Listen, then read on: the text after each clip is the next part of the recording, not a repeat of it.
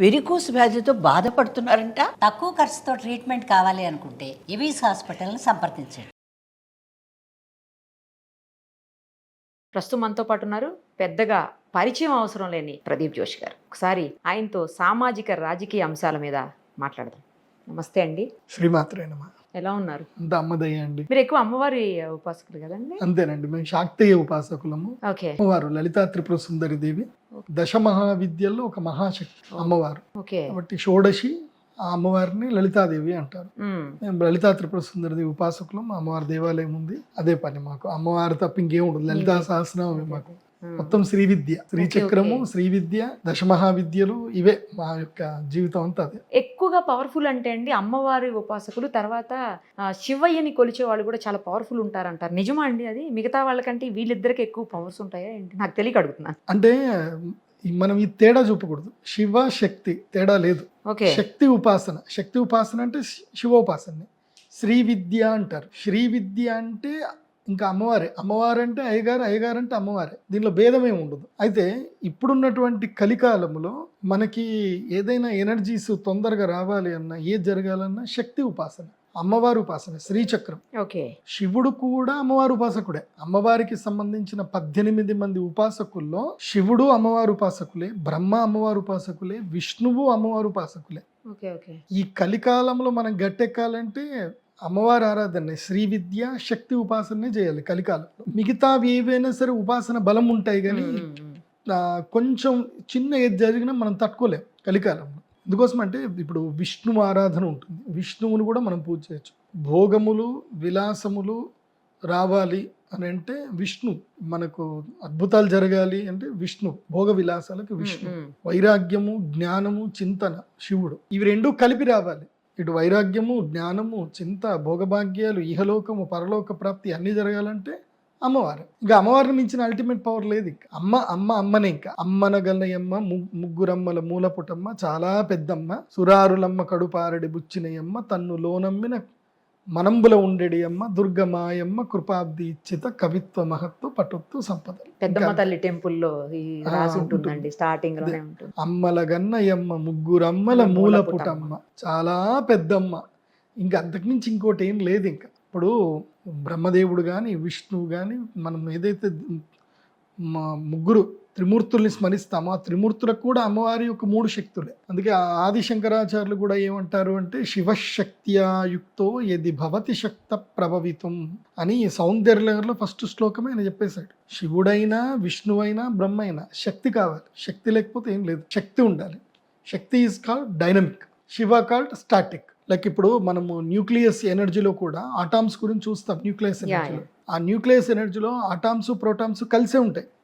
కలిసి ఉంటాయి. ఒక అటానమిక్ ప్రెషర్ ఒకటి వాటిని గట్టిగా ఉంటుంది, ప్రెషర్ ఉంటుంది. సో అదే ఎనర్జీ శివశక్తి అంటే అదే ఎనర్జీ. స్టాటిక్గా ఉండేటువంటి ప్రోటాన్స్ ఏవైతే ఉంటాయో అవి శివుడు, డైనమిక్గా ఏదైతే ప్రోటాన్స్ తిరుగుతాయో అవి శక్తి.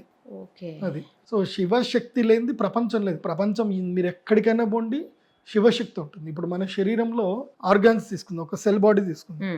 సెల్ బాడీలో ఏముంటాయి? న్యూక్లియోస్, న్యూక్లియోలస్ ఉంటుంది. సో న్యూక్లియోలస్ ఇవి రెండు శివశక్తులే. వాటి ఫంక్షన్ ఏంది అనేది ఇప్పటివరకు ఎవరికి తెలియలే. దాన్ని డిఎన్ఏ అంటారు. న్యూక్లియోలస్ ఇది మెయిన్ బేసిక్, ప్రతి సెల్ బాడీలో ఉంటుంది. మన శరీరంలో కొన్ని కోట్ల సెల్ బాడీస్ ఉంటాయి. అవన్నీ కలిస్తేనే టిష్యూస్. సెల్స్ కలిస్తే టిష్యూస్ కలిస్తే ఒక ఆర్గాన్. సో ఆ టిష్యూలో మొత్తం ఈ యొక్క బ్రహ్మాండ తత్వం అంతా దాగి ఉంటుంది. యథా పిండే తథా బ్రహ్మాండే. ఇది బాగా అబ్జర్వ్ చేసుకోండి. న్యూక్లియోలస్ శివశక్తి అంటే ఏదైతే మనము మూల ప్రకృతి, లలితా త్రిపుర సుందరి, శివుడు అని ఏదైతే చెప్పుకుంటామో, మహాకామేశ్వరి అని అమ్మవారికి ఏదైతే పేరు చెప్తామో అది న్యూక్లియోస్ అంటే పడుకున్న శివుడు. సో వీళ్ళే మొత్తం ఫంక్షన్ చేస్తూ ఉంటారు. తర్వాత ఏమొస్తుందంటే మన శరీరంలో అదే చిన్న సెల్ బాడీలో ఇంకోటి ఉంటుంది. దాన్ని ఏమంటారు అని అంటే రఫ్ ఎండోప్లాస్మిక్ రెటిక్యులం అంటారు. అదేంటి? ప్రోటీన్ని సింథసైజ్ చేస్తుంది. అది ఏంటి? Rough endoplasmic reticulum. అదేంటిది అని అంటే విష్ణువు ప్రోటీన్స్ అన్ని అందిస్తాడు. ఆ సెల్ని మొత్తం కాపాడాలంటే ఎవరు అంటే విష్ణు అంటే rough endoplasmic reticulum. Golgi apparatus అని ఒకటి ఉంటుంది. అదేం చేస్తుంది? ప్రోటీన్ని స్టోరేజ్ చేసి పెట్టుకుంటుంది. అవసరమైనప్పుడు ప్రోటీన్ పుట్టిస్తూ ఉంటుంది, బయటకి ఇస్తూ ఉంటుంది. అదేంటిదంటే బ్రహ్మదేవుడు. అది బ్రహ్మతత్వం. తర్వాత లైజోజోమ్ అని ఒకటి ఉంటుంది, దాంట్లో ఉన్నాయన్నీ తినేస్తూ ఉంటుంది. అదేంటిది అబ్బా అంటే ఈ సెల్ బాడీలో ఉండే చెత్తను మొత్తం తీసేస్తుంటుంది. లయం అంటే ఈ సెల్ని నాశనం చేసేది కూడా అదే. లయం ఏంది అని అంటే సెల్ఫ్ డిస్ట్రాక్షన్ చేసేది కూడా అదే. శివుడు, అదే శివుడు. దీని మొత్తం ఈ సెల్ బాడీకి మొత్తం ఎనర్జీ ఇచ్చేది ఉంటుంది. అదేంటి అంటే ఎనర్జీ, దాని పవర్ హౌస్ అని అంటారు. అది శక్తి, అమ్మవారు. ఆ పవర్ హౌస్ అంటే ఏందో మీరు కామెంట్లో పెట్టండి. నాకు తెలియదని కాదు, నాకు తెలుసు, కానీ మీరు చెప్పాలి. బికాస్ అంటే స్టూడెంట్స్కి ఇది ఒక ఎగ్జామ్ లాగా అనమాట. ఆ పవర్ హౌస్ అనేది ఒకటి ఉంటుంది సెల్ బాడీలో, ఒకటి పవర్ హౌస్ అంటారు. సో ఆ పవర్ హౌస్ ఏంటి అంటే శక్తి, అదే అమ్మవారు. సో ఆ శక్తి ఉంటే ఇదంతా ఉన్నట్టు. మళ్ళీ అదే సెల్ బాడీలో ప్లాస్మా ఉంటుంది, ఫైర్ ఉంటుంది, ఎర్త్ ఉంటుంది, వాటర్ ఉంటుంది, ఎలిమెంట్ అన్నీ ఉంటాయి. ఇవన్నీ ఏంటంటే పంచభూతాలు.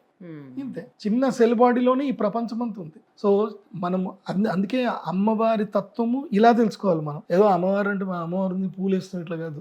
తత్వము తెలుసుకుంటే బోధపడుతుంది. తత్వము తెలకుండా పూజ చేస్తే బోధపడదు. యోగం వస్తుంది కానీ బోధపడదు. అన్నం తినడం వేరు, ఆ అన్నంని తెలుసుకొని తినడం వేరు, అరిగించుకోవడం. ఇప్పుడు రోగం వచ్చింది, రోగం వచ్చినప్పుడు ఏం తినాలో డాక్టర్ చెప్తాడు. మీరు ఏదైనా తింటారు, డాక్టర్ చెప్పినా చెప్పకపోయినా మీరు తింటారు. కరిగించేది ఎవరు మరి? అది శక్తే కదా నీ ఇంటర్నల్ బాడీలో. నేను క్యారెట్ తింటే పలానా విటమిన్ వస్తుంది అని నీకు తెలుసా తెలియదా అంటే తెలియదు, కానీ తింటే ఆటోమేటిక్గా శక్తి వస్తుంది కదా. సో ఇది కామన్ మ్యాన్, కామన్ పూజ. అదే డాక్టర్ లాగా ఒక డైట్ ఫాలో అవుతూ మనం ఈ ఎనర్జీ కోసం ఇది తింటున్నాం అనుకోవడం అనేది ఉపాసన, శక్తి ఉపాసన. సో అది మేము చేస్తున్న పద్ధతి. ఇన్ని చెప్పారు కదా, నాకు ఒక చిన్న డౌట్ ఉంది, అది కూడా క్లారిఫై చేయండి. ఏంటంటే మామూలుగా స్వయంభూ లింగాలు ఉంటాయి, కొన్ని మనం ప్రతిష్ఠించిన లింగాలు ఉంటాయి. స్వయంభూ అంటే వెలిసినటువంటి, స్వయంభూగా వచ్చినటువంటి ఆ ప్రదేశంలో, ఆ క్షేత్రంలో బలం ఎక్కువ అని చెప్తుంటారు. అది నిజమా అండి? యాక్చువల్లీ మేముతోటి రాజకీయ సామాజిక అంశాలు అనుకోకుండా ఆధ్యాత్మికం వైపు వెళ్ళాము. ఈ ఒకటి కూడా క్లియర్ చేయండి. నేను ఫస్ట్ టైం నిరుపమ గారితో ఇంటర్వ్యూ చేస్తున్నాను. నేను కూడా. నిరుపమ అంటే డైనమిక్ అంటే నిరుపమ. సో అందరూ ఏసీ రూమ్లో కూర్చొని ఇంటర్వ్యూలు చేస్తారు, బట్ నిరుపమ గారు ఏసీ రూమ్లో ఉండరు. ఏసీ అంటే అది ఏసీ పవర్, అది అంతే. నిరుపమ గారు ఎక్కడ పోతే అక్కడ అదొక ట్రెండ్, వెళ్ళిపోతారు అంతే. అది ఎండ ఉందా, వాన ఉందా, అది ఎక్కడుందా మనకు అనవసరం. సామాన్యులతో ఉన్నామా లేదా, అందరితో ఉన్నామా లేదా. So the ground to earth and very very dynamic lady. Thank you so much. Nirupama గారు అంటే డైనమిక్. Thank you. మా అమ్మగారు మీకు మెయిన్ ఫ్యాన్ అండి. మీరు ఆ పేదవాళ్ళ దగ్గరికి కూడా వెళ్ళి, వాళ్ళ ఇళ్లలోకి వెళ్ళి, వాళ్ళ పరిస్థితులు చూసి సామాజిక అంశం మీద చేస్తారు చూడండి. That is the beauty. అంటే సామాన్యుడి గొంతుకకి మీడియా తయారవ్వాలి. అది నిజంగా అసలు మీడియా అంటే. ఏసీ రూమ్లో కూర్చొని ఉన్న టాపిక్లు మాట్లాడుకోవడం అది జర్నలిజం కాదు. You are the realistic journalist. Thank you sir, thank you so much. నా డౌట్ని క్లారిఫై చేయండి. స్వయంభూ లింగం అంటున్నారు కదా, స్వయంభూ. ఒకటి మనం ఒక మామూలు జనాల్లో చూద్దాం. ఇప్పుడు మీరే ఒక స్కూల్ టీచర్ అనుకుందాం. ఫస్ట్ క్లాస్ స్టూడెంట్స్కి మీరు టీచ్ చేస్తున్నారు. ఫస్ట్ క్లాస్ పిల్లలు ఒక 40 మంది ఉన్నారు. ఆ 40 మంది పిల్లల్లో ఆటోమేటిక్గా బ్రిలియన్ స్టూడెంట్ వీడు అని మీరు చెప్తారా చెప్పరా? చెప్తాం. వాళ్ళు నలుగురు ఉంటారు. అరే వీళ్ళు 4 పిల్లలు చాలా బాగా చదువుతారంటే వీళ్ళు బ్రిలియన్స్ అని చెప్తారు. మరి మిగతా 30 మంది ఎందుకు చదువుకోరు? అదే టీచరు, అదే పిల్లలు, అందరూ సేమ్ ఏజ్, అందరూ ఆల్మోస్ట్ అదే సంవత్సరంలో పుట్టిన వాళ్ళు. కాకపోతే ఒక 4-5 పిల్లలు మాత్రం తొందరగా గ్రాప్ చేసుకుంటారు. కరెక్ట్. ఐక్యూ లెవెల్స్ ఎక్కువగా. సో సేమ్ అలాగే మహర్షులు గొప్పవాళ్ళు. ఇప్పుడు ఒక టీచర్ ఎట్లాగైతే ఒక జెన్యూన్ స్టూడెంట్ని, ఒక బ్రిలియన్ స్టూడెంట్ని ఎట్లయితే ఈజీగా పసిపడుతుందో, అలా పూర్వకాలంలో మహర్షులు వాళ్ళ యొక్క తపశ్శక్తితోటి వాళ్ళు తిరగగా ఒక్కొక్క క్షేత్రము లోపల ఆ యొక్క శక్తి సాన్నిధ్యం అనేది ఎక్కడైతే ఎనర్జీస్ ఎక్కడ ఉన్నాయో వాటిని పసిగట్టారు. ఆ పసిగట్టిన క్షేత్రములను ఏమన్నారు అంటే స్వయంభూ క్షేత్రాలు అన్నారు. మనం ఇక్కడ కొంచెం బయటకు వద్దాం. అంటే ఈ ఆధ్యాత్మికములో నుంచే ఉంటూనే కొంచెం బయటకు వద్దాం. ఎందుకోసమంటే ఆధ్యాత్మికం అనేది ఒక మూఢ భక్తిలాగా, అంటే ఒక మూఢ, అంటే దాన్ని ఏమంటారు అంటే అవిశ్వాసము, విశ్వాసము అని మూఢ అంటారు. ఈ ఆధ్యాత్మికం అంటేనే ఒక సైన్స్. అది దీని లోపల కొంచెం బయటకు వచ్చి మనం విచారం చేద్దాం. ఎనర్జీస్ అంటే ఏంటి? ఏదైనా సరే ఒక ఆటామ్స్, న్యూక్లియర్ ఎనర్జీస్ ఎట్లాగైతే ఒక దగ్గర ఇవయ్యి అవి మనకి ఇదైతే ఒక అటామ్ బాంబు అవుతుంది. సో బాంబు ఎట్లా అవుతుంది అని అంటే నువ్వు ఎనర్జీ అంతా ఒక దగ్గర గ్రాప్ చేసి ఒకసారి విస్ఫోటనం చేస్తే అది అటామ్ బాంబు అవుతుంది. అట్లాగే మన భూమి మీద కూడా కొన్ని చోట్ల కొన్ని ఎనర్జీస్ ఉంటాయి. అవి మన శరీరంలో కూడా, మనం ఎవరము అంటే మనం హ్యూమన్ బాడీ అని మనం మనుషులమే, కానీ మనం ఏంది అనేది కొంచెం చూస్తే మన శరీరంలో మ్యాగ్నెటిక్ ఫోర్సెస్ ఉంటాయి. లేకపోతే మీరు ఎంఆర్ఐ స్కాన్కి వెళ్ళినప్పుడు మన శరీరంలో ఉన్నటువంటి ప్రతి సెల్ కూడా ఒక యాంగిల్కి మారిపోతుంది. లేదంటే దాంట్లో ప్రోటాన్స్ ఇలా తిరుగుతూనే ఉంటుంది. ఎందుకోసమంటే we are all having with gravity force. మనం గ్రావిటీ తోటే ఉన్నాం. సో మనం భూమి మీద ఉన్నామంటే భూమికి ఒక గ్రావిటేషన్ ఫోర్స్ ఉంది. మన శరీరంలో కూడా కొన్ని గ్రావిటేషనల్ ఫోర్స్ ఉన్నది. మన శరీరంలో మ్యాగ్నెటిక్ ఉంది. మన శరీరంలో అన్నీ ఉన్నాయి. ఎర్త్ మీద ఏమున్నాయి అవన్నీ మన శరీరంలో ఉన్నాయి. సో అవే ఎలిమెంట్స్ని మనం పూజ చేస్తాం. మనం సింపుల్ చెప్పాలంటే ఇప్పుడు మీరు పళని సుబ్రహ్మణ్య స్వామి దగ్గరికి వెళ్ళారు. పళని సుబ్రహ్మణ్య స్వామి ఎనర్జీ ఏంది అని చాలా మందికి తెలియదు. ఋషులు పసిగట్టారు. అప్పట్లో ఉన్న సిద్ధులు ఋషులు పసిగట్టారు. అది పళని సుబ్రహ్మణ్య స్వామి విగ్రహమే. కానీ ఆ యొక్క శరీర తత్వం ఉన్నటువంటి స్టోన్ ఏదైతే ఉందో అది భూమి మీద పుట్టింది కాదు. అది ఎక్కడో భూమి మీద పడినటువంటి కుజగ్రహం నుంచో వేరే దగ్గర నుంచి పడినటువంటి ఒక శిలని వాళ్ళు ఏం చేశారు, దాని మీద నీళ్లు పోసి ఆ తాగితే శరీరంలో ఉన్న విషం మొత్తం పోతుంది, చచ్చిపోతుంది శరీరంలో విషం. పళని సుబ్రహ్మణ్య స్వామి విగ్రహం యొక్క శక్తి అది. సో ఇటు సైంటిఫిక్ గా చూస్తే ఆ స్టోన్ అనేది డివైన్ స్టోన్. అది అక్కడ చూస్తే మనకు సుబ్రహ్మణ్య స్వామి. ఎందుకు సుబ్రహ్మణ్య స్వామి అంటే ఎవరు? వాస్తవంగా సుబ్రహ్మణ్య స్వామి అంటే సర్పము. సుబ్రహ్మణ్యం అంటే సర్పము. సర్పమునకు సుబ్రహ్మణ్య స్వామికి తేడా లేదు అని అంటారు. ఎందుకోసం అంటే సుబ్రహ్మణ్య స్వామి సర్పములకు ఆయన వరం ఇచ్చారు. ఆయన మిమ్మల్ని ఎవరు ఏం చేయరు, మిమ్మల్ని నేను ప్రొటెక్ట్ చేస్తాను అని ఇచ్చారు. కాబట్టి సర్పం, సుబ్రహ్మణ్యం అంటేనే సర్పం. సర్పములకు ఉండేది ఏంది? మనం సర్పం మనం దేని వల్ల బాధ పెడతాయి మనల్ని అంటే విషము వల్ల బాధ పెడతాయి. అందుకే పళని సుబ్రహ్మణ్య స్వామి అని ఎందుకు పూజకు పెట్టారు అక్కడ? ఆ విగ్రహాన్ని వాళ్ళు విష్ణు విగ్రహంగా మార్చొచ్చు, లేదంటే వేరే విగ్రహంగా తయారు చేయొచ్చు. కానీ సుబ్రహ్మణ్య స్వామిగానే తయారు చేసి పెట్టారు. ఎందుకోసం అంటే ఇక్కడ వచ్చి మీరు పూజ చేయండి, ఇక్కడ స్వామివారికి అభిషేకం చేసినటువంటి ప్రసాదం తినండి, మీ శరీరంలో ఉండే ఏదైతే కనుక విష పదార్థాలు ఏవైతే ఉంటాయో మొత్తం కూడా పోతాయి, బాడీ డీటాక్సిన్ అవుతుంది, దాని వలనే సంతానం కలుగుతుంది. అందుకే సంతానం లేని వాళ్ళందరూ కూడా పళని సుబ్రహ్మణ్య స్వామి దగ్గర పోతారు, సంతానం అవుతుంది. ఎందుకు అవుతుంది అని అంటే ఆ డివైన్ ఎనర్జీ అక్కడ. అది స్వయంభూ. పళని సుబ్రహ్మణ్య స్వామి స్వయంభూ. అది ఋషులు పసిగట్టారు, సిద్ధులు పసిగట్టారు. అట్లాగే మీరు జరణి లక్ష్మీ నరసింహస్వామి దేవస్థానానికి, అది కూడా మీరు వీడియో చేసినట్టున్నారు, అక్కడికి బీదర్ వెళ్ళినట్టున్నారు. జరణి లక్ష్మీ నరసింహస్వామి మనం నీళ్లలో నడుచుకుంటూ లోపలికి వెళ్ళాలి. అక్కడ స్వామివారిని ఆరాధన చేసుకొని వస్తాం. మీకు తెలుసో తెలీదో, మీరు కావాలంటే బయట లోపలికి వెళ్లే ముందు మీ యొక్క శరీరంలో ఉండేటువంటి ఆరా పవరు ఒకసారి చెక్ చేసుకొని అక్కడ స్వామివారి దగ్గరికి వెళ్ళి, అది స్వయంభూ క్షేత్రం బీదర్లో ఉండే జరణి లక్ష్మీ నరసింహస్వామి, అక్కడ లోపలికి వెళ్ళి దర్శనం చేసుకుని బయటకు రండి, మీ ఆరా ఎనర్జీ పెరుగుతుంది. అప్పటి వరకు 2 ఫీట్లు ఉండే ఆరా ఎనర్జీ 6 ఫీట్లు అవుతుంది. ఈ ఆరా మిషన్ తోటి మనం పసిగట్టవచ్చు మన స్వయంభూ క్షేత్రంలో మనం వెళితే ఏం జరుగుతుంది. ఇప్పుడు సింహాచల లక్ష్మీ నరసింహస్వామి ఉన్నారు, అది కూడా స్వయంభూ క్షేత్రం. ఆ స్వామివారి దగ్గరికి వెళ్ళరండి, ఇలా ఎనర్జీస్ పెరిగిపోతాయి. శ్రీశైలం కూడా కదా సార్? శ్రీశైలం సాక్షాత్తు స్వయంభూ జ్యోతిర్లింగమే. జ్యోతిర్లింగాలన్నీ స్వయంభూవే, అన్ని స్వయంభూవే, వాటికి తేడా లేదు. కొన్ని చోట్ల అనంత పద్మనాభ స్వామి విగ్రహాలు కూడా స్వయంభూ అని విన్నానండి నేను.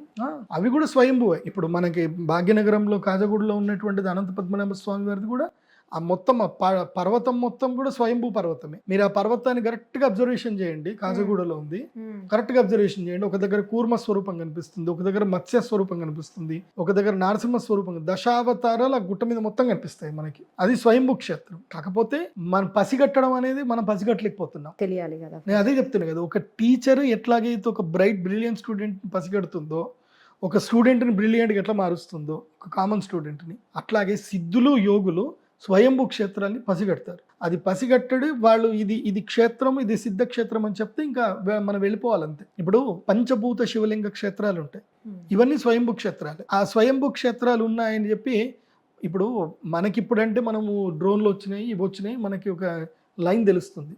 మీరు పంచభూత శివలింగాలు చూడండి, అవి అన్నీ కూడా లాంగిట్యూడ్లో ఒకే లాంగిట్యూడ్లో ఉంటాయి. స్వయంభూ క్షేత్రాలు 5 ఏంటి? పంచభూత క్షేత్రాలు. మొట్టమొదటిది పృథ్వీ, అంటే తమ్ము చూపిస్తున్నా అంటే ఇది పృథ్వీ అని అర్థం, పృథ్వీ క్షేత్రం. సో ఈ పృథ్వీ క్షేత్రం ఎక్కడుంది అని అంటే కాంచీపురంలో ఉంది, ఏకాంబరనాథేశ్వర స్వామి దేవస్థానం. సో ఇది పృథ్వీలింగం, భూమి. తర్వాత ఏంటి? జలలింగం. జలలింగం ఎక్కడుంది అంటే జంబుకేశ్వర స్వామి, తమిళనాడులో ఉంటుంది. తర్వాత వచ్చేటువంటి లింగం అరుణాచల క్షేత్రం, తేజోలింగం, అగ్నిలింగం. తర్వాత వచ్చేది వాయులింగం, శ్రీకాళహస్తి. తర్వాత వచ్చేది ఆకాశలింగం, చిదంబర క్షేత్రం. మీరు గూగుల్లో ఈ 5 క్షేత్రాలకి ఒక్కొక్క దాన్ని పిన్ చేసుకుంటూ మీరు లైన్గా వేసుకుంటూ వెళ్ళండి, గూగుల్ ఎర్త్లో స్ట్రైట్గా ఉంటాయి. ఇవి కనెక్ట్ తో మళ్ళీ కేదార్నాథ్ స్వామి దగ్గర దాకా కనెక్ట్ ఉంటుంది. ఇది స్ట్రైట్ ఒకే లాంగిట్యూడ్లో ఉంటుంది. అప్పట్లో ఋషులు అలా పసిగట్టి కట్ చేశారు. ఇప్పుడు మనం చూస్తే గూగుల్ ఎర్త్లో అమ్మ కరెక్ట్ కదరా, ఇవి స్ట్రైట్గా ఉన్నాయి కదరా అని మనకు అనిపిస్తుంది. అప్పట్లోనే టెక్నాలజీ ఉంది, కానీ సిద్ధులు ఋషులు పసిగట్టారు. అందుకే సనాతన ధర్మాన్ని ప్రశ్నించడం మానండి, పాటించడం మొదలు పెట్టండి. ఎందుకోసమంటే నువ్వు ప్రశ్నించాలి, ప్రశ్నించొద్దని కాదు, కానీ శంకించకూడదు. శంకించడం వేరు, ప్రశ్నించడం వేరు. ప్రశ్నించడం విజ్ఞానం పెంచుకోవడానికి, శంకించడము దుర్మార్గం, మూర్ఖత్వం పెంచుకోవడానికి. శంక, అనుమానం వేరు, ప్రశ్న వేరు. మీరు ప్రశ్న వేశారు కాబట్టి నేను చెప్తున్నాను. ఇదేంటి విజ్ఞాన చర్చ. అందుకే భగవద్గీతలో చెప్తారు, ఉపదేక్షంతి తే జ్ఞానం జ్ఞానినస్తత్వదర్శిన అని అన్నారు. తద్విత్తి ప్రణిపాతేన పరిప్రశ్నేన సేవయ ఉపదేక్షంతి తే జ్ఞానం జ్ఞానినస్తత్వదర్శిన. ఈ ఒక్క శ్లోకం మనకు బాగా అర్థం చేసుకోవాలి. ఇదేంటంటే తద్విత్తి ప్రణిపాతేన, ఒక గురువు దగ్గర, ఒక భగవంతుడి దగ్గర వెళ్ళినప్పుడు మనం ఏంటంటే భక్తితో, వినమ్రతతో మనం ప్రశ్న అడగాలి. అలా అడిగితే పరిప్రశ్నేన సేవయ, ప్రశ్నించడం కూడా ఒక సేవలాగా ఉండాలి, దుర్మార్గంలాగా ఉండకూడదు. నువ్వు గురువుని అడిగినా ఏంటంటే సేవాపూర్వకంగా గురువుని అడగాలి. సార్ నాకు ఇది అర్థం అవ్వట్లేదు సార్ చెప్పండి అని చెప్పాలి. కానీ నీకు తెలుసా తెలీదా, అందుకోసం నేను అడుగుతున్నా అన్నట్టుగా అడగకూడదు. అలా అడిగితే అది మూర్ఖత్వంకి వెళ్ళిపోతుంది. సో తద్విద్ది ప్రణిపాతేన పరిప్రశ్నేన సేవయ ఉపదేక్షంతి తే జ్ఞానం జ్ఞానినస్తత్వదర్శిన. జ్ఞానం నుంచి మనం అలా మన జ్ఞానం పొందాలి. కాబట్టి సిద్ధులు, యోగులు, మహాపురుషులు చాలామంది ఈ విధంగా మనకి స్వయంభూ క్షేత్రాలు ఏంటో మనకి తెలియజేశారు. అందుకే ఇప్పుడు మనము ఆదిశంకరాచార్యులు ఎక్కడెక్కడ మనకి తమ యొక్క పీఠాలు పెట్టారు అంటే కాంచీపురంలో పెట్టారు, ద్వారకలో పెట్టారు, తర్వాత పూరిలో పెట్టారు, ఆ తర్వాత బద్రీ క్షేత్రంలో పెట్టారు, తర్వాత శృంగేరిలో పెట్టారు. ఇవన్నీ ఎందుకు పెట్టారు అంటే మీరు ఆ క్షేత్రాలకు వెళ్ళండి, అక్కడ కరువు ఉండదు. వాళ్ళు ఎక్కడెక్కడ పెట్టారు అక్కడ కరువు లేదు కదా, అక్కడ టైంకి వర్షాలు పడతాయి, అందరికీ అన్నం ఉంటుంది, అందరూ ఆకలి బాధలు ఎవరికీ లేవు. మరి ఈ చెప్పిన క్షేత్రాలన్నింటిలోనూ ఎక్కడ ఆకలి బాధలు లేవు. ఇంకోటి కూడా గుర్తుపెట్టండి, ఈ భారతదేశమే ఒక స్వయంభూ క్షేత్రం. ఈ భారతదేశంలో ఆకలి చావులు లేవు, గుర్తుపెట్టుకోండి. మీరు ఎన్ని సంవత్సరాలైనా వెనక్కి వెళ్ళండి, ఈ దేశంలో ఆకలి చావులు లేవు. ఈ దేశాన్ని దుర్మార్గులు వచ్చి ఈ దేశాన్ని దోచుకున్నారే తప్ప ఈ దేశంలో కరువు లేదు, ఈ దేశంలో దుఃఖం లేదు. ఈ దేశానికి బ్రిటిషర్స్ వచ్చారు, నాశనం చేశారు, మొఘల్స్ వచ్చారు, నాశనం చేశారు. కానీ ఆ రాకన్న మునుపు ఈ దేశం ఎంత సుభిక్షంగా ఉండేది. అది సనాతన ధర్మం, అది స్వయంభూ క్షేత్రాలకు. వీళ్ళు రావడం కూడా కారణం ఏంటంటే ఒకటేనండి, ఈ క్వశ్చన్ కూడా నాకు నా అంతరాత్మకు నేను వేసుకున్నా. ఇంత దేవుడు అనేవాడు ఉన్నాడు కదా, ఇన్ని క్షేత్రాలు ఉన్నాయి కదా, ఇంతమంది దుర్మార్గులు వస్తే దేవుడు ఎందుకు రాలేదు అన్న ఒక క్వశ్చన్ నాకు కూడా వచ్చింది. ఇప్పుడు జమ్మూ కాశ్మీర్ లాంటి ప్రదేశం లోపల జెనోసైడ్ జరిగింది, ఎంతోమంది చనిపోయారు, మరి అప్పుడు దేవుడు లేడా అన్న క్వశ్చన్ వేస్తే ఒకటి ఉంది. మనకి మహాభారతం కానీ రామాయణం కానీ మనకి ఒకటి నేర్పించాయి. యుగాలు గడుస్తున్న కొద్దికి యుద్ధం అనేటువంటిది స్పేస్ మారుతూ ఉంది, తగ్గుతూ ఉంది. కృతయుగంలో యుద్ధం వచ్చేసి దేవలోకానికి భూలోకానికి యుద్ధం ఉండే. కృతయుగంలో దేవతలకి రాక్షసులకు మధ్య యుద్ధం ఉండే. త్రేతాయుగానికి వచ్చేసరికి దూరం ఇక్కడ భూమండలంలో వేరే ఖండంలో యుద్ధాలు ఉన్నాయి. అదే ద్వాపర యుగం వచ్చేసరికి ఒకే ఇంట్లో యుద్ధం వచ్చింది. ఎవరు అన్నదమ్ముల మధ్యన గొడవలు వచ్చాయి ద్వాపర యుగానికి వచ్చేసరికి. అదే కలియుగంకి వచ్చేసరికి మనిషికి మధ్య యుద్ధం ఉంటుంది, గొడవలు. మనిషిలోనే మనిషి యుద్ధం, నీతో నీకే యుద్ధం. ఒకరోజు నువ్వే మంచిగా ఉంటావు, ఒకరోజు నువ్వే చెడ్డుగా ఉంటావు. నీ ఇంట్లోనే ఐదుగురికి పడదు, మనిషికి పడదు. అది కలియుగ ధర్మం. యుగ ధర్మం ఆల్రెడీ మనకి కృష్ణుడు, వ్యాసుల వారు చెప్పారు. చెప్పి మనకేం నేర్పించారు? కలికాలంలో మీరు ఐక్యంగా ఉండండి, సంఘే శక్తి కలవు యుగే. కలికాలంలో నాకేంటి నువ్వు అనుకున్నావు అనుకో, అయిపోయింది, నువ్వు చచ్చిపోయినట్టే. కలికాలంలో నువ్వు ఐకమత్యంగా లేవు అంటే నువ్వు చచ్చినట్టే లెక్క. అందుకే శుక్రాచార్యుల టీం ఏదైతే ఉందో, ఈ ఏదైతే కనుక ఇస్లామిక్ కల్చర్ ఏదైతే ఉందో, ఈ ఇస్లామిక్ కల్చర్ ఈ still born from the Hinduism నుంచే బయటకు వచ్చింది. కాకపోతే యాజ్ఞవల్క స్మృతి ఎప్పుడైతే మొదలైందో, యజ్ఞవల్క ఋషి ఉన్నారు, అప్పటి వరకు ఒక కల్చర్ ఉండేది. వైఫ్ అండ్ హస్బెండ్ అనే కల్చర్ లేదు. యాజ్ఞవల్క స్మృతి వచ్చేంత వరకు వైఫ్ అండ్ హస్బెండ్ కల్చర్ లేదు. సో ఎవరికైనా సంతానం కావాలంటే ఎవరైనా ఉమెన్ని అడగాలి, నీ వల్ల నాకు సంతానం కావాలని అడిగి రిక్వెస్ట్ చేసి ఆమె ద్వారా సంతానం పొందడము, ఆమెకి ఏదైనా సంపద ఇవ్వడము, వెళ్ళిపోవడం, ఈ కల్చర్ ఉంటుండే. ఇది ఆ మధ్యయుగంలో ఆ కల్చర్ ఉంటే. యాజ్ఞవల్క మహర్షి వచ్చేంత వరకు, యాజ్ఞవల్క మహర్షి వచ్చి ఏం చేశాడు అంటే ఒక రూల్స్ క్రియేట్ చేశాడు. ఒకే స్త్రీని వివాహం చేసుకోవాలి, ఇలా వివాహ ధర్మంలో ఉండాలి, సో ఆ స్త్రీని ఇంకా వేరెవరు కూడా ఆకాంక్షించకూడదు అనేది కొన్ని నియమాలైన యాజ్ఞవల్క స్మృతి ద్వారా ఆయన ఒక ప్రిన్సిపల్స్ స్టార్ట్ చేశాడు. ఆ ప్రిన్సిపల్స్ నచ్చని కొంతమంది ఏంటంటే కొంత తెగ, ఆ తెగని ఈ దేశం నుంచి వేలేశారు. ఓకే. ఆ వెలేస్తే ఏదైతే అంటే అప్పటి వరకు వాళ్ళకి ఎవరిని కావాలంటే వాళ్ళని అనుభవించాలి అన్న కోరిక కాంక్ష ఉండే తెగ ఏదైతుందో ఆ తెగ వెలివేయబడ్డది. ఆ తెగ పడ్డడం వల్లనే ఆ తెగ వెళ్ళిపోయింది, ఎడారి దేశంకి వెళ్ళిపోయింది. ఆ తెగ వాళ్ళ ఓన్ రూల్స్ రాసుకున్నారు. చిన్నమ్మ కూతుర్ని పెళ్లి చేసుకోవచ్చు, పెదనాన్న కూతుర్ని పెళ్లి చేసుకోవచ్చు, సొంత చెల్లెని కూడా పెళ్లి చేసుకోవచ్చు. ఆ తెగలో ఆ కల్చర్ ఉంటుంది. సో వాళ్ళకి వావి వరుసలు ఉండవు వాళ్ళకి. కాబట్టి వాళ్ళ దాంట్లో ఏంటంటే ఉమెన్కి పెద్దగా రెస్పెక్ట్ ఉండదు. ఉమెన్ అంటే ఏంటంటే మిషన్, సంతానం గణించే మిషన్. ఎందుకోసం అంటే వాళ్ళు యాజ్ఞవల్క స్మృతికి బియాండ్ ఉండే కదా, దానికి అగేన్స్ట్ ఉండే కదా. అప్పుడు ఆలోచన ఏంటంటే ఉమెన్ మీన్స్ మిషన్ అంతే, ఏది సంతానం కలిగించే మిషన్ మాత్రమే. ఇప్పటికి కూడా ఇస్లామిక్ కల్చర్లో చూస్తే వాళ్ళు ఏం చేస్తారు అంటే ఆడవాళ్ళ పేరు మీద ఆస్తులు మాత్రం రాస్తారు కాబట్టి వాళ్ళు బయటకు రారు అంతే. వాళ్ళు ఏం చేస్తారు అంటే ఈమెను పెళ్లి చేసుకుంటారు, తర్వాత ఆమె సమ్మతం ఉందా లేదా అనవసరం, ఇంకొకరిని పెళ్లి చేసుకుంటారు, చెల్లెల్ని పెళ్లి చేసుకుంటారు, సంతానం కంటారు. నేను ఆ మధ్య ఏదో ఆఫ్ఘనిస్తాన్లో ఏదో వీడియో చూసాను, ఏదో యూట్యూబ్లోనూ దీంట్లో వీడియో చూసాను. ఎవడో ఇంగ్లీష్ వాడు వచ్చి ఇంటర్వ్యూ తీసుకుంటుంటే నీకు ఎంతమంది పిల్లలు అంటే ఓన్లీ 1 వైఫ్ అంటే వాడు నవ్వుతున్నాడు. ఎందుకు అంటే 52 వైఫ్స్ అని చెప్తుంది, 52 మంది పెళ్ళాలని చూపిస్తున్నాడు. ఎంతమంది సంతానం అంటే వాడికి 300 మంది పిల్లలు వాడికి. సో వాడికి ఏంటంటే నవ్వుతున్నాడు, ఒక ఉమెన్ అని అంటున్నాడు. So they don't respect women, respect అయ్యారు. కాకపోతే ఏంటంటే వాళ్ళ దాంట్లో ఒక పద్ధతి ఏంటంటే ఉమెన్కి బంగారం ఇవ్వాలి, ఒక పద్ధతి. ఆడవాళ్ళకి బంగారం ఇవ్వాలి, ఆడవాళ్ళ పేరు మీద ఆస్తులు పెట్టాలి. ఎందుకోసం అంటే వాళ్ళు ఎటు బయటకు పోవద్దు కదా, ఆస్తులు బంగారం ఉంటే వాళ్ళు ఎటు పోతారు, పిల్లల్ని చూసుకుంటూ బానిసల్లాగా ఉంటారు అంతే. ఇప్పుడు క్యాషియర్ దగ్గర డబ్బు ఉంటుంది, బ్యాంక్లో క్యాషియర్ దగ్గర డబ్బు ఉంటుంది, కానీ అతనిది కాదు, అందరికీ డిస్ట్రిబ్యూట్ చేయాలి, కాకపోతే అతను అధికారి మాత్రమే. అట్లాగే వీళ్ళు ఏం చేస్తారంటే వాళ్ళ పేరు మీద ఆస్తులు ఆశిస్తూ పోతారు. ఎందుకోసం అంటే కేసులు ఎక్కువైంది వాళ్ళకి. ఇప్పుడు మనం రియల్ ఎస్టేట్లో కూడా మేము చూస్తూ ఉంటాం కదా, ఆడవాళ్ళ పేరు మీద ఆస్తి ఉంది అని అంటే రిజిస్ట్రేషన్స్ ఈజీగా అవుతుంది. మగవాళ్ళ పేరు మీద ఆస్తి ఉంటే రిజిస్ట్రేషన్ చేసుకోరు, కొనరు కూడా. మీ పేరు మీద ఉందా అంటే మొత్తం ఫ్యామిలీ సర్టిఫికేట్ పట్టుకరండి, అందరితో సిగ్నేచర్లు చేయండి అని చెప్తారు. నీ 2వ పిల్లము 3వ పిల్లము అందరితో సిగ్నేచర్లు చెప్పి అని చెప్తారు. ఎందుకోసం అంటే ఆవిడ వస్తుంది నాకు హక్కు ఉంది అని చెప్పి నేను కేసు పెడతా అంటుంది, అట్లా ఉండదు. సో నేను అబ్జర్వేషన్ చేసింది ఏంటంటే మన యోగులు సిద్ధులు మనకి ఏం చెప్పారు అది మనం ఫాలో అవ్వాలంతే. ఈ మూర్ఖత్వం జోలికి వెళ్ళకూడదు. అండ్ కలికాలంలో ఐక్యంగా ఉండడం నేర్చుకోవాలి. హిందువులు అనేటువంటి వాళ్ళు, హిందువులు అంటే కాదు నేను చెప్పేది ఏంటంటే హిందువులు అని సపరేట్ నేను చెయ్యను. ఈవెన్ ఎవరైనా సరే నువ్వు ప్రశాంతంగా బతకాలి అనుకుంటే ఏంటి, ప్రశాంతంగా బతకాలి, నీ కుటుంబం సేఫ్గా ఉండాలి అనుకుంటే నువ్వు ఐక్యంగా ఉండు. నీ చుట్టుపక్కల వాళ్ళందరినీ కలుపుకొని ఐక్యంగా ఉండు. నువ్వు ఒక యూనిటీగా తయారుగా, అది ఏ కులమైనా ఏ మతమైనా పర్లేదు, ఐక్యంగా ఉండు. నువ్వు ఐక్యంగా లేవా వేరేడోడు దూరుతాడు, మొత్తం మిమ్మల్ని నాశనం పట్టిస్తాడు. ఐక్యం అనేది చాలా ముఖ్యం. అందుకే సంఘే శక్తి కలవు యుగే. కలికాలంలో కావాల్సింది ఏంటంటే ఐకమత్యం. మీరు ఒక కాలనీలో ఉంటే ఆ కాలనీలో మీరు అందరూ ఒక ఫ్యామిలీలాగా ట్రీట్ అయిపోవాలి. మీరు ఏ మతం ఏ కులం అది కాదు, మన కాలనీ లోపలికి వేరేవాడు ఎవడు రావద్దు, మనం గట్టిగా ఉండాలి. ఆ కాలనీ కానీ, అది దేశం కానీ, అది ఊరు కానీ, జిల్లా కానీ, మండలం కానీ, ఐకమత్యం చాలా ఇంపార్టెంట్. ఆ ఐకమత్యం ఎప్పుడైతే కొరబడుతుందో అప్పుడు ఆ దేశం నాశనం అయిపోతుంది.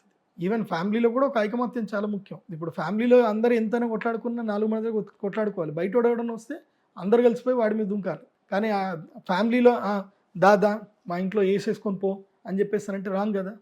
అట్లాగే దేశం విషయంలో కూడా అట్లాగే ఆలోచన చేయాలి.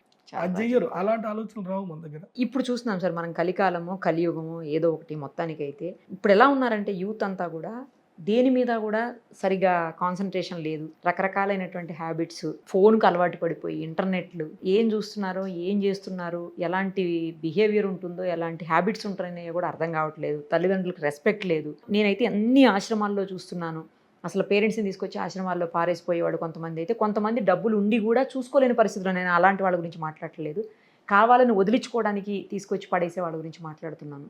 అలా చాలామంది చూస్తుంటే బాధ అనిపిస్తుంది.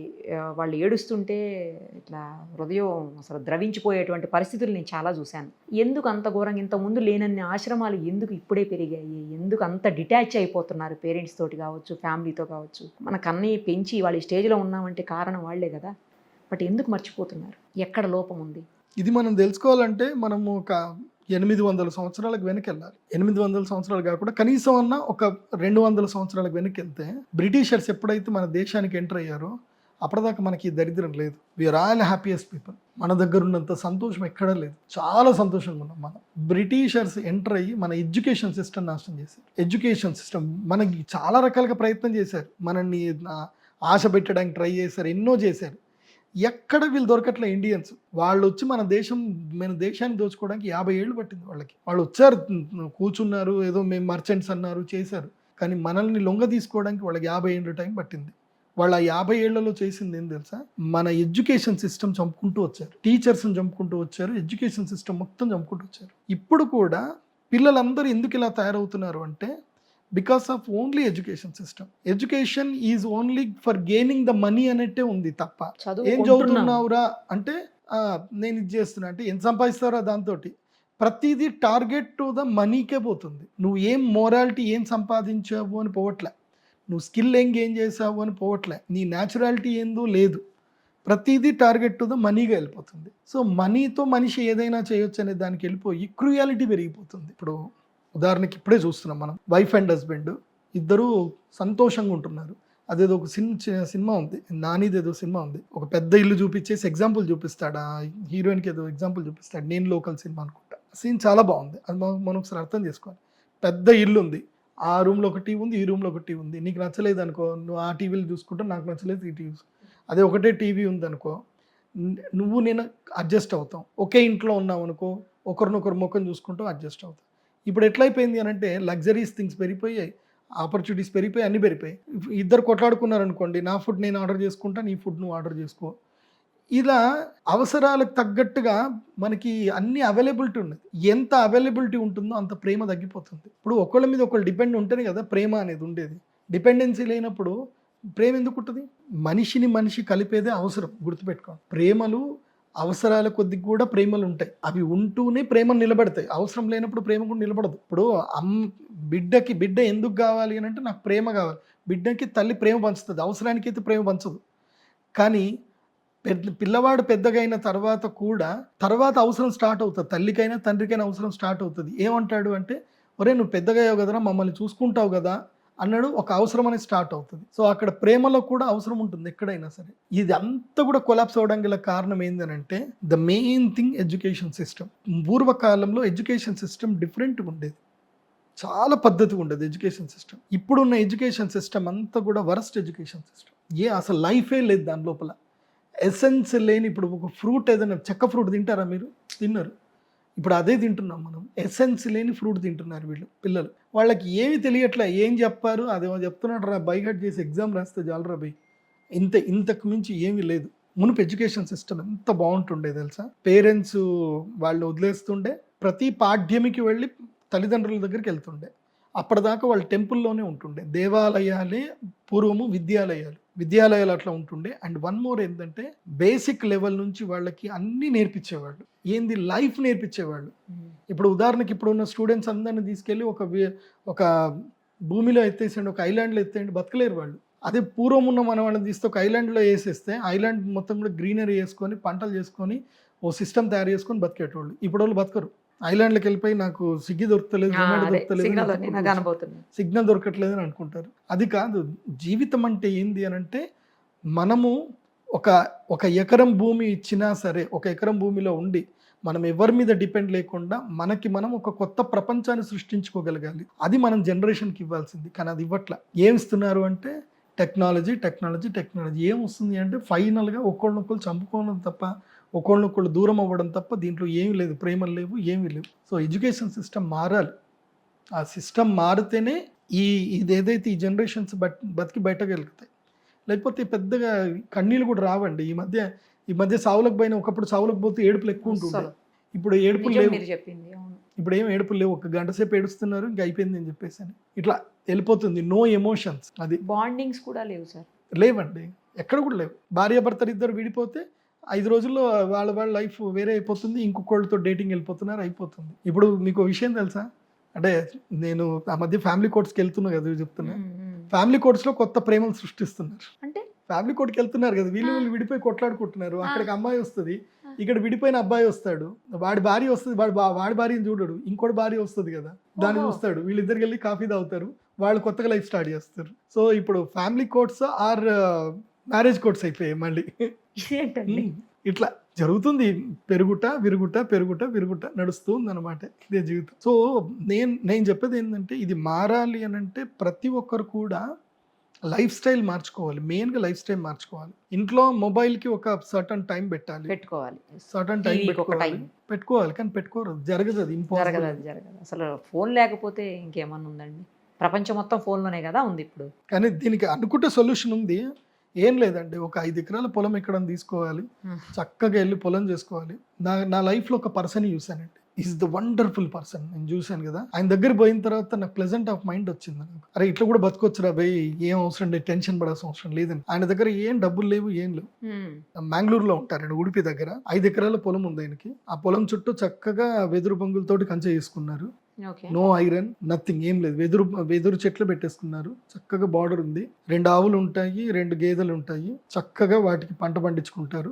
సుపారీ తోట ఉంది కంప్లీట్ గా. సుపారీ అంటే పోకలు అనే అడికి తోట అంటారు అన్నమాట, వక్క తోటలు. సో వక్క తోటలు ఉన్నాయి. చిన్నగా ప్యాడీ ఫీల్డ్ ఉంది, మంచి ఇల్లు ఉంది లోపల. వాళ్ళ పని ఏంటంటే పొద్దున్న తెల్లవారుజామున లేవడం, యోగా చేయడము, యోగా చేసుకొని ఆ ఆవులకు సరిగ్గా చూసుకోవడము, చిన్న గార్డెన్ ఉంది, గార్డెన్ లో కూరగాయలన్నీ తెచ్చుకోవడము, వంట చేసుకోవడం, తినడము, భాగవతం మొత్తం చదవడము, మళ్ళీ భోజనం, మధ్యాహ్నం దైవారాధన చేయడం, భోజనం చేయడము, కొంచెం పడుకోవడము, మళ్ళీ సాయంత్రం యోగా చేయడము, మళ్ళీ సాయంత్రం సంగీతము, భగవంతునికి ఆరాధన అన్నీ చేసుకోవడము, ఇంకా మళ్ళీ తెల్లవారుజామున లేవడం, భాగవతం చదువుకోవడం. ఇంతే. వాళ్ళ ఇంట్లో కరెంట్ అవసరం ఉండదు. 6 గంటలకు పడుకుంటారు, అయిపోయి. కరెంటుతో అవసరమే లేదు వాళ్ళ ఇంట్లో. గ్యాస్, ఆ గోబర్ గ్యాస్ తోటి గ్యాస్ చేసేసుకున్నారు. గ్యాస్ కనెక్షన్ అవసరం లేదు. 3వ వ్యక్తి వాళ్ళ ఇంటికి రాడు. వాళ్ళ ఇంట్లో రుబ్బురోళ్ళు అన్నీ రెడీ ఉన్నాయి. అసలు వాళ్ళ ఇంట్లోకి వేరే పర్సన్ రావాల్సిన అవసరమే లేదు. వాళ్ళ ఇంట్లో మొబైల్ లేదు, టీవీ లేదు, ఏమీ లేదు. మరి నిత్యావసర వస్తువులు ఎక్కడికి వస్తాయంటే ఆ సుపారికి ఏదైతే ఉందో పనులు వస్తారు, 5 ఎకరాల సుపారి దింపుకొని పోతారు. సో అవి అమ్మేస్తాడు. అది అమ్మడానికి మాత్రమే బయటికి వెళ్తాడు. ఆ అమ్మిన దాంతో డబ్బులు వస్తాయి. ఆ డబ్బులు కూడా వచ్చినట్టు కిరాణా అతనికి డబ్బులు ఇచ్చేస్తాడు. మొత్తం డబ్బులు ఇచ్చేసి నాకు ఏమేమి కావాలో అవి నాకు ఇంటికి తెచ్చి పెట్టేసాయని చెప్తాడు. నా ఇంట్లోకి మాత్రం రావద్దని చెప్తాడు. ఇంటికి బయట గేట్ దగ్గర ఒక చిన్న షెల్టర్ ఉంటుంది అనమాట. ఆ షెల్టర్లో పెట్టేసి వెళ్ళిపోవాలి అంతే. వేరే వాళ్ళు వాళ్ళ ఇంట్లోకి రావడానికి అనుమతి లేదు. మరి ఎట్లా వేరే ప్రపంచంతో సంబంధం ఏదైనా అవసరమైన హెల్త్ ఎందుకు, ఏం కావాలి చెప్పండి? హెల్త్ ప్రాబ్లమ్స్ రావు. యోగా చేస్తున్నారు, ప్రాణాయామం చేస్తున్నారు, పసుపు పండించుకున్నారు. చేసినా కూడా కొంచెం ఫీవర్ లాంటిది, కాళ్ళు నొప్పులు చిన్న చిన్న, అదే కదా కూడా రావు. ఏజ్ గడిచే కొద్దైనా వస్తాయి కదా సార్. హాస్పిటల్ అవసరం లేని మనిషి ఉంటాడా? అదే ఆశ్చర్యం. Is my yoga teacher. ఆయన మా యోగా టీచర్. నేను ఆయన ఇంటికి పోతే దూరం నుంచి చూసి రా అని చెప్పి 5 నిమిషాలు కూర్చోబెట్టి ఏముంది అన్ని మాట్లాడిన తర్వాత వెళ్ళు అని అంటాడు తప్ప మనుషులతో కనెక్షన్ పెట్టుకోడు ఆయన. No emotions, nothing. వాళ్ళ అబ్బాయికి 18,000 భాగవత శ్లోకాలు కంఠస్థం వస్తాయి. వాళ్ళ ఇంట్లో 87 ఏళ్ల ముసలావిడ ఉంది. ఆవిడతో పాటు మీరు కూడా పరిగెత్తలేరు, నేను పరిగెత్తలేరు. ఆవిడ యోగాసనాలు వేస్తే మనం ఆశ్చర్యపోవాలి. ఆమె స్టిల్ యంగ్. ఆమె ఇంకా 120 ఏళ్ళు బతుకుతుంది. సో యోగా, అందుకోసం మీరు కావాలంటే ఒక ఆయన చూడండి, ఆయన ఈ మధ్య అవార్డు కూడా ఇచ్చారు, ఏదో అవార్డు ఇచ్చారు ఆయనకి. సో ఆయన 115 ఏళ్ళు బతికాడు. ఆయన ఏం చెప్పాడు అంటే, బతకడానికి నువ్వు నిజంగా బతుకుతున్నావా లేదా అంటే నో ఎమోషన్స్. దేమి ఎమోషన్స్ పెట్టుకోకండి, వైరాగ్యం పెట్టుకోండి, దేన్ని కాంక్షించకండి, ఏ ఆలోచనలు పెట్టుకోండి. సైకలాజికల్ బాడీ ఫిట్ ఉండాలి, తర్వాత ఆటోమేటిక్గా ఫిజియోలాజికల్ బాడీ ఫిట్ ఉంటుంది, అనటమికల్ బాడీ ఫిట్ ఉంటుంది. యోగా ప్రాక్టీస్ చేయాలి. ఏముందండి జీవితం అంటే, ఏముంది? ఇదే జీవితం. భగవంతుడు ఆరాధన. మన జీవితంలో ఇది ఎటువైపు వెళ్తున్నాం, ఏం సాధించి ఎటు వెళ్తున్నాం అంటే మనం కూడబెట్టుకునే డబ్బు మనకి ఒక్కటి ఇవ్వదు, రోగాలే ఇస్తుంది. గుర్తుపెట్టుకోండి. నువ్వు ఎంత సుఖం వైపు పరిగెడతావో నీకు అన్ని రోగాలు వస్తాయి. ఎంత సంపద వైపు పరిగెడతావో అన్ని కర్మలు నీకు అంటుకుంటాయి. ఇప్పుడు ఎంతోమంది పిల్లల కోసం సంపాదిస్తున్నారు. కానీ ఆ సంపాదించిన డబ్బుతో రేపు ఆ పిల్లలు వాళ్ళని ప్రేమగా చూసుకోరు. ఎందుకోసం అంటే వాళ్ళకి రియాలిటీ లైఫ్ మీరు చూపించకపోతే, వాడు నువ్వు పడిపోగానే ఓకే మామ్ జ్వరం వచ్చిందా, okay I will call the nurse అంటాడు. అంతే. నేను నర్సుని పిలుస్తా, నర్సు చూసుకొని అంటాడు. వీడియో గేమ్లు ఆడుకుంటూ కూర్చుంటాడు. వాడు అమ్మ అని ఒక ప్రేమ అని హగ్ టచ్ ఉండదు. అది ఉండాలి అని అంటే మీరు వీటన్నిటికీ దూరంగా పోవాలి. జీవితం అంటే అది. ఇది జీవితం కాదు. మనం లీడ్ చేస్తున్న లైఫ్ కాదు, అది లైఫ్ యాక్చువల్లీ. గో సంరక్షణ, గోవును చూసుకుంటున్నారు, గోమూత్రం కలెక్షన్ చేసుకుంటారు ఎర్లీ మార్నింగ్. అదే మెడిసిన్. మీరు అన్నారు కదా మెడిసిన్ ఏది, గోమూత్రం మెడిసిన్. ఎర్లీ మార్నింగ్ ఏదైతే గనక సూర్యుడి యొక్క వెలుగు పడేటప్పుడు ఏదైతే ఉందో ఎర్లీ మార్నింగ్ బ్రాహ్మీ ముహూర్తంలో, అప్పుడు గోవు ఏదైతే మూత్రం ఇస్తుందో ఆ గోమూత్రం స్టోర్ చేసుకొని దాన్ని ఉడకబెట్టి దాని నుంచి వచ్చే ఆవిరిని తీసి పక్కన పెట్టుకుంటే దాన్ని మించిన మెడిసిన్ లేదు. ప్రతిదానికి అదే మెడిసిన్. అంటే శరీరం ఇప్పుడు మనం ఆహార పదార్థాలు ఎప్పుడు ఏది తీసుకోవాలనేది అష్టాంగ హృదయం అనే గ్రంథంలో ఉంటుంది. అష్టాంగ హృదయం. ఈ గ్రంథం ప్రతి ఒక్కరి ఇంట్లో ఒకప్పుడు ఉండేది. ఇప్పుడు లేదు ఎవరింట్లో. భగవద్గీత ఎంత ఇంపార్టెంటో అష్టాంగ హృదయం కూడా అంత ఇంపార్టెంట్. నేను అందరికి యంగ్స్టర్ చెప్తా అంటే యూ రీడ్ అష్టాంగ హృదయం. మీకు పీడిఎఫ్ అష్టాంగ హృదయం పీడిఎఫ్ అని కొడితే ఫ్రీగా వస్తుంది మీకు గూగుల్లో. డౌన్లోడ్ చేసుకొని చదవండి, లైఫ్ తెలుస్తుంది. చలికాలం ఏమి ఉండాలి, ఎండాకాలంలో ఎట్లుండాలి, ఏమేమి ఆసనాలు వేయాలి, ప్రాణాయామం ఏం చేయాలి, అన్నీ ఉంటాయి. ఈ ఆసనము ప్రాణాయామము యోగాలు కరెక్ట్ చేసుకొని కరెక్ట్గా డైట్ ఫాలో అయితే ఏ జ్వరము రాదు, ఏ రోగము రాదు. అండ్ మంచి నీళ్ళు చాలా ఇంపార్టెంట్. వర్షం నీళ్ళు దాచిపెట్టుకొని మీరు నీళ్ళు తాగారనుకోండి నీకు ఏ రోగము రాదు. మనం ఏ నీళ్ళు తాగుతున్నాం అంటే మనం రోజు విషం నీళ్ళే తాగుతున్నాం. ఆర్వో బీరువో అంటున్నాం. ఆర్వో లేదు, బీరువో లేదు. ఒకప్పుడు ఏముండే నీళ్ళు, కానీ అవి కూడా ఇప్పుడు పొల్యూట్ అయిపోయాయి కదా సార్. వర్షం నీళ్ళు మాత్రం నిజంగా అంత స్వచ్ఛంగా ఉన్నాయా? వర్షం మొత్తం నీళ్ళు పొల్యూషన్ అంతా లేదు. వర్షం నీళ్ళు ఏం పొల్యూట్ ఏం కాదు. మీరు వర్షం నీళ్ళు దాచుకోండి, ఆ నీళ్ళలో రాగి చెంబులో నీళ్ళు వేయండి, ఒక బొగ్గు ముక్క వేయండి, తీసేయండి, అయిపోయాయి. ఆల్కలైన్ వాటర్ అయిపోయినట్టే. వర్షం నీళ్ళు చాలా ఎనర్జీ ఇస్తుంది వాటర్. సో చాలా లైఫ్ స్టైల్స్ ఉన్నాయి. దీనికోసమే నేను ఒకటి శ్రీచక్ర క్రియా యోగా అనేది ఒక ప్రోగ్రామ్ పెడుతున్నా. వీకెండ్ 2 days ప్రిపేర్ చేస్తున్నా. నాకు ఒక సెటప్ చేస్తే ప్రిపేర్ చేస్తున్నా. 2 days ప్రోగ్రామ్ ఉంటుంది. ఫ్రైడే ఈవినింగ్ రావాలి, సండే ఈవినింగ్ వెళ్ళిపోవాలి. 2 days నా దగ్గరనే ఉండాలి. ఈ 2 రోజులు వాళ్ళకి ఏమేమి చెప్పాలో అన్ని లైఫ్ స్టైల్ నేర్పించి పంపించేస్తాను. ఆ తర్వాత ఫాలో అవటమే. ఫాలో అయితే బాగుంటుంది, ఫాలో అవ్వకపోతే ఏం లేదు, మళ్ళీ రానక్కర్లేదు అంట. అండ్ వన్ మోర్, ఈ రాను ఇప్పుడు కల్చర్ నేర్చుకోవాలి మనుషులు. డబ్బులు నిజంగా ఉన్నాయనంటే ఓ శ్రీమంతులందరూ ఒక 20-30 మంది కలిసి చేస్తే మీరు ఆ పని చేయండి, మీకు కూడా డబ్బులు వస్తాయి.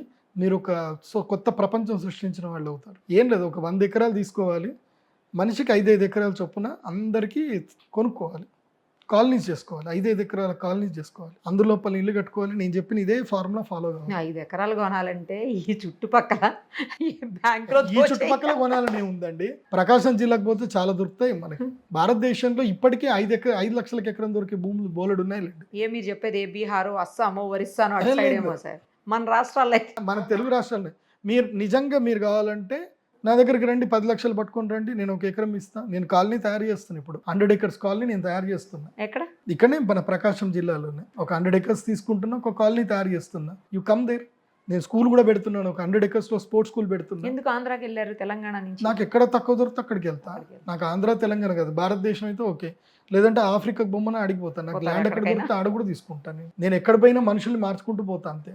అందరికీ సనాతన ధర్మం నేర్పించుకుంటూ పోవడమే, లైఫ్ స్టైల్ నేర్పిస్తూ పోవడమే. నాకు ఇప్పుడు ఐర్లాండ్లో కూడా ఆఫర్ ఉంది, మీరు రండి గురూజీ మీకు 10 acres ఇస్తామని ఐర్లాండ్ గవర్నమెంట్ కూడా మమ్మల్ని నాకు అడిగింది, ఇన్విటేషన్ చేసి. I will think about it అని చెప్పి. ఆధ్యాత్మికం నుంచి ప్రదీప్ జోషి గారు రియల్ ఎస్టేట్ వైపుకి ఏమన్నా మళ్ళుతున్నారు? రియల్ ఎస్టేట్ ఏం కాదు, లైఫ్ స్టైల్ అందరికి ఇవ్వడమే. ఈ డబ్బు తీసుకొని మనం ఏం చేస్తాం? అందరికీ ఇప్పుడు డబ్బు లేనిది పని జరగదు. డబ్బు ఉండాలి, కాకపోతే ఆ డబ్బు వల్ల 10 మందికి ప్రయోజనం జరగాలి. డబ్బు తీసుకుంటాం, పని చేస్తాం, 10 మందికి లైఫ్ స్టైల్. ఇప్పుడు నేను స్కూల్ కట్టాలంటే నాకు డబ్బులు కావాలి కదా, ఎవడైతే నాకు ఫ్రీగా ఏమి ఇవ్వడు కదా. సో ఒక 100 ఎకరాలు ఒక స్పోర్ట్స్ స్కూల్ చేయాలనేది ప్లాన్ ఉంది నాకు. Sports school super. ఇంకా లైఫ్ స్టైల్ మొత్తం దాంట్లో చదివేది ఎంతసేపు తెలుసా? ఉదయం 9 గంటల నుంచి 3 గంటల వరకే చదువు. ఇప్పుడు స్కూల్స్ అన్నీ అంతే ఉన్నాయి సార్. ఇప్పుడు స్కూల్స్ మొత్తం కాదు. ఆ తర్వాత వీడు ఏం చేస్తున్నాడు అని చూడట్లే కదా. ఉదయం 9 నుంచి 12 గంటల వరకు క్లాసెస్, 12 నుంచి 1 గంటల వరకు మధ్యాహ్నం లంచ్, 1 నుంచి 3 గంటల వరకు study hours, homework, study hours. 3 గంటల తర్వాత 3 to 6 sports, 6 to 7 yoga, 6 to 7 yoga, ధ్యానము, విష్ణు సహస్రనామ పారాయణం, లలిత సహస్రనామ పారాయణం. 7 to 8 భోజనం. 8 పడుకోవాలి అంతే. 8 పడుకోవాలి, మళ్ళీ 5 o'clock లేవాలి అంతే. 5కి లేచి మళ్ళీ స్నానం చేసుకొని ఫస్ట్ మార్నింగ్ సెషన్ అంతా యోగా, సూర్య నమస్కార సెషన్. నో టీవీ, ఇంకేముండదు అంతే. And every week Sunday holiday. Sunday రోజు ఏంటంటే డిబేట్ చేయడము, ఒక సిస్టమ్. మరి హాలిడే ఎక్కడ ఇచ్చారు సార్? అది కూడా ఎంగేజ్ చేశారు. హాలిడే అనేది లేదు, ఇదే holiday. Every day is a holiday, it's not a working day. లైఫ్లో హాలిడే అనేది చాలా తప్పది. లైఫ్లో హాలిడేస్ లేవు.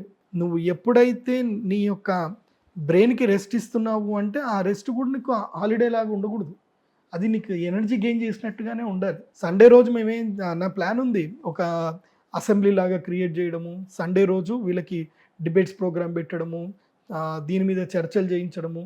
ఎవ్రీథింగ్ షుడ్ బి లెర్నింగ్, ప్రతిదీ లెర్నింగే ఉండాలి. క్షణశక్ కణశ్చైవ విద్యాం అర్థంచ సాధయేత్, క్షణత్యాగే కుతో విద్య, కణత్యాగే కుతో ధనం. ఇది మనకి సుభాషితం చెప్పారు. క్షణము కణము. క్షణము అంటే every minute, every molecules of time. ప్రతి సెకండ్, కణము అంటే ప్రతి రూపాయి. ఇవి రెండు కూడా ఎవ్రీ మూమెంట్ చేస్తూనే ఉండాలి. Learning is a lifetime process. So నువ్వు ఎర్నింగ్ ఉండాలి, లెర్నింగ్ ఉండాలి. ఓన్లీ లెర్నింగ్ పోయావా ఎర్నింగ్స్ ఉండవు, ఓన్లీ ఎర్నింగ్స్ పోయావా లెర్నింగ్ ఉండదు. Learning is these both are processed. ఈ రెండిటికి హాలిడే ఇవ్వకూడదు అని చెప్తారు. మనకి భర్త గారి సుభాషితాలు ఏవి చెప్తారు, అవి వెళ్ళాలి, లైఫ్ స్టైల్కి వెళ్ళాలి, అండ్ ఇంపార్టెంట్ థింగ్స్ మాత్రమే జీవితంలో నేర్చుకోవాలి, అన్నెసెసరీ థింగ్స్ ఏవి నేర్చుకోవద్దు. అట్లా మేము ఒక ఎడ్యుకేషన్ సిస్టమ్ ప్లాన్ చేస్తాం. ఆల్రెడీ నా దగ్గర మొత్తం కరికులం ఉంది. Because of lack of fund I'm just stop. నాకు ఎవడైనా ఇప్పుడు రేపు ఒక 15 కోట్లు తీసుకొచ్చి మీరు స్టార్ట్ చేయండి గురుజీ నేను ఉంటా అని అంటే 5 ఏళ్ల తర్వాత వాళ్ళ 15కి ఇంకో 15 యాడ్ చేసి 30 కోట్లు ఇచ్చి అలా బయటకు ఎత్తేసి నేను ఎడ్యుకేషన్ సిస్టమ్ మొత్తం రన్ చేసుకుంటా. 5 సంవత్సరాల్లో 15 కోట్లు ఎవరైనా ఇస్తే ఇంకో 15 కోట్లు 30 కోట్లు ఇచ్చేస్తా. వాళ్ళకి మీరు కంటిన్యూ ఉంటా అంటే ఉండండి, లేదంటే వెళ్ళిపోండి అని చెప్తా. నేను మొత్తం ఎడ్యుకేషన్ సిస్టమ్ రన్ చేసుకుంటా. 5 ఇయర్స్లో 15 సంపాదించవచ్చు ప్లస్ సూపర్గా సిస్టమ్ రన్ చేయొచ్చు. ఒకసారి రాజకీయాలకు వద్దాము. ఇప్పుడున్నటువంటి మన ఈ గవర్నమెంట్ ఇంకా బాగా ప్రజల ఆదరణ పొందాలి అంటే మీరు ఏం సజెస్ట్ చేస్తారు? ఎందుకంటే చిన్న ప్రతి గవర్నమెంట్కి చిన్న ఇష్యూస్ ఉంటాయి, నెగిటివ్స్ ఉంటాయి. అలాంటివన్నీ పోయేసి ప్రజలు మెచ్చుకునేలా తయారవ్వాలంటే ఏం చేయాలి? ఫస్ట్ అయితే మనం తెలంగాణ గవర్నమెంట్ నుంచి మాట్లాడదాం. ఎందుకోసం అంటే తెలంగాణ గవర్నమెంట్లో ఏంటంటే సీఎం రేవంత్ రెడ్డి గారు ఫస్ట్ టైం ఆయన సీఎం అయ్యారు. ఆయనకి మంచి బుద్ధి విచక్షణ అన్నీ ఉన్నాయి. రాజకీయంలో అనుభవం చాలా ముఖ్యం, అధికార అనుభవం ఇంకా చాలా ముఖ్యం. ఎందుకోసం అంటే ఇప్పుడు ఆంధ్రప్రదేశ్కి వెళ్తే కనుక 25 ఏళ్ళ ఎక్స్పీరియన్స్ ఉన్న సీఎం ఉన్నారు. ఇప్పుడు ఆయనకు మనం ఏం సలహాలు ఇవ్వాల్సిన అవసరం లేదు. Is himself torch barrier. ఆయనను వదులుకున్న వాళ్ళు మూర్ఖులు అని చెప్పాలి, అంతకుమించి ఏం లేదు. Is a legend, is a living legend అంతే. కాకపోతే రేవంత్ రెడ్డి గారి విషయంలో ఏం జరిగిపోతుందంటే ఆయన పక్కోళ్ళు ఆయన కమ్యూనికేట్ చేయట్లేదా? బికాజ్ ఏ సీఎం కూడా తనకి చెడ్డ పేరు రావాలను ఏది జరగాలను కోరుకోరు. ఇప్పుడు కంచగచ్చపోలి ఇష్యూ కానీ నాకు తెలుసు అది రేవంత్ రెడ్డి గారు దగ్గర వెళ్ళి ఉండదు. ఆయన ఏదో బిజీలో ఉన్నంత లోపల వీళ్ళు కొట్టేసినట్టున్నారు, ఎవరో చేసినట్టున్నారు. అది ఆయన చేసే వ్యక్తిత్వం కూడా కాదు. Is very good person. ఎక్కడో జరిగింది, మిస్కమ్యూనికేషన్ జరిగింది. ఎప్పుడైనా రాజకీయ నాయకుల దగ్గర, ముఖ్యమంత్రుల దగ్గర ఏం జరిగింది అంటే మిస్కమ్యూనికేషన్ చాలా ఇబ్బందులు కలిగిస్తుంది. వాళ్ళు ఏదో అనుకుంటారు, వాళ్ళు ఏదో జరుగుతుంది, మంచి జరుగుతుంది సంతకం పెడతారు, కానీ దాని ఇంప్లిమెంటేషన్ అనేది రాంగ్ ఇంప్లిమెంటేషన్ అవుతుంది. నాకు తెలుసు ఆ కంచగచ్చబోలి కానీ కొన్ని ఈ హైడ్రా ఇష్యూస్ కానీ ఇంప్లిమెంటేషన్లోనే ఈ గవర్నమెంట్కి చెడ్డ పేరు వస్తున్నాయి. ఏదైనా ప్రజలకి మంచి జరగాలి. ఇప్పుడు నిజంగా చెప్పాలంటే హైడ్రా రావడం వల్ల చాలా మంచి జరిగింది. ఎందుకోసం అంటే ప్రజల్లో ఒక భయం మొదలైంది, అవగాహన కూడా మొదలైంది. ఇప్పుడు ఎక్కడ పడితే అక్కడ ఏ భూమి పెడితే ఆ భూమి కొనొద్దు, కొనేవాళ్ళు జాగ్రత్త పడుతున్నారు. మంచిది కదా. ఇప్పుడు నువ్వు ఏదంటది కొనుక్కొని లిటిగేషన్లకు వెళ్ళిపోయి ఇబ్బందులు పడే బదులు నువ్వు డిటిసిపి ఇప్పుడు ఒక మంచి వ్యక్తి ఏం చేస్తాడు అంటే ప్రజలందరికీ మంచి చేయాలని చెప్పి చాలా పెట్టుబడి పెట్టి పర్మిషన్లన్నీ తీసుకొచ్చుకొని ఒక వెంచర్ అంతా డెవలప్ చేసి అతను ఒక 20,000 గజం అమ్ముతూ ఉంటే ఏం డెవలప్మెంట్ చేయకుండా చిన్నగా 2 రోడ్లు వేసేసి వాడు కూడా అక్కడ 20,000 గజం అమ్ముతున్నాడంటే వాడి క్లాసే కదా. సో ఇది రావడం వల్ల ఏం జరిగిందంటే చాలా మేలు జరిగింది. ఇప్పుడు ఎవరైనా హెచ్ఎండి డిటిసిపి ఉంటేనే కొంటాం, లేకపోతే కొనం అని చెప్పేస్తున్నారు. దీనివల్ల ఏం జరుగుతుంది, ప్రజల్లో అవగాహన పెరిగింది. ప్లస్ ఇంకోటి ఏంటంటే రియల్ ఎస్టేట్లో ప్రాపర్గా ఇన్వెస్ట్ చేసి ప్రాపర్ ఫెసిలిటీస్ ఇచ్చే వాళ్ళకి వాల్యూ పెరిగింది. అదైతే నేను ఒప్పుకుంటా. ఎందుకోసం అంటే చిన్న జీపీ లేఅవుట్లు అని చెప్పి డ్రైనేజ్ లేదు, తర్వాత పవర్ లేదు, ఏం లేదు, రోడ్ సరిగ్గా ఉండవు, ఏమీ ఉండవు. దాంట్లో వెళ్ళిపోయి లేఅవుట్ చేసేసినాం అమ్మేస్తామంటే రేపు తీసుకున్నవాడు వాడు డ్రైనేజ్ ఎక్కడ చేయాలి, ఈ పక్కింటోడికి వేస్తాడా? అట్లా కాదు కదా. అదే డిటిసిపి హెచ్ఎండి అంటే కరెక్ట్. అందుకే రేవంత్ రెడ్డి గారు చేసింది అయితే కరెక్టే. కాకపోతే ఏంటంటే ఇంప్లిమెంటేషన్లో చిన్న మిస్కమ్యూనికేషన్ జరిగినట్టుందని నాకు అనిపిస్తుంది. బట్ నేను ఈ గవర్నమెంట్కి, రేవంత్ రెడ్డి గారి గవర్నమెంట్కి నేను ఇచ్చే సలహా ఏంటంటే you are the wonderful person, but the implementation is going on wrong. మీరు చేసేవి యాక్షన్లోకి వచ్చేసరికి రాంగ్లోకి వెళ్ళిపోతున్నట్టుగా ఉన్నాయి. ఫస్ట్ ఒకటి కమ్యూనికేషన్ సిస్టమ్ ప్రాపర్ డెవలప్మెంట్ చేయండి. రెండోది మీరు RRR అంటున్నారు, ఫ్యూచర్ సిటీ అంటున్నారు, మంచిదే సార్. తెలంగాణ అంటే ఓన్లీ హైదరాబాదే కాదు, ఇంకా చాలా ఉన్నాయి. తెలంగాణ అంటే ఆదిలాబాద్ ఉంది, నిర్మల్ ఉంది, చాలా ఉన్నాయి. సో ఓన్లీ భాగ్యనగరం ఒక్కటే కాదు కదా. సో నేను రిక్వెస్ట్ చేసేది ఏంటంటే ఫస్ట్ థింగ్ శరీరం ఆరోగ్యంగా ఉండాలంటే మన యొక్క న్యూరాన్ సిస్టమ్ బాగుండాలి.